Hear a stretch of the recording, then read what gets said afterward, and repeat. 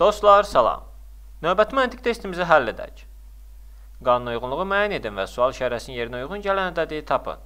Baxırıq ki, bizə 2 sətirdə ədədlər ardıcıllığı verilib və biz də bu ədədlər arasında qanuna uyğunluğu müəyyən edib, həmin qanuna uyğunluğu 3-cü sətirdəki ədədi tətbiq edəcəyik və A ilə B-nin qiymətini müəyyən edib, onun cəminin hansı varianta uyğun gəldiyini müəyyən etməyə çalışacağıq. İlk öncə, birinci sətirdə olan 12, 3, 3, 2, 4 arasında qanuna uyğunluğu müəyyən edək. 12-yə 1 və 2 kimi yanaşırıq. 3 ilə 3-də də 3 böl 3 1 edir. 4 böl 2 isə 2 edir. Deməli, 12-nin rəqəmlərindən ilk rəqəm olan 1-i 3 ilə 3-ün bir-birinə bölünməsindən, 2-ni isə 4-ün 2-yə bölünməsindən aldıq. 41-ə baxırıq. 41-dəki 4 birinci olan 12-nin 3-ə bölünməsindən yaranıb.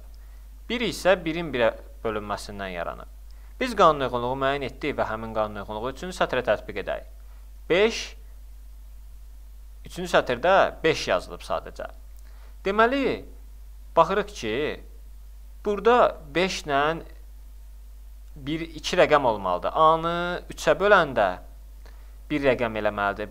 Onu da B-yə böləndə 1 rəqəm eləməlidir. Deməli, bu 5, 0,5-dir ki, 0 da önəmsiz olduğuna görə 5 yazılıb.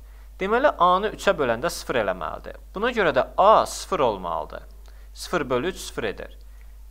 5 olması üçün də B 2-yə bərabər olmalıdır. 10 böl 2 5 edir.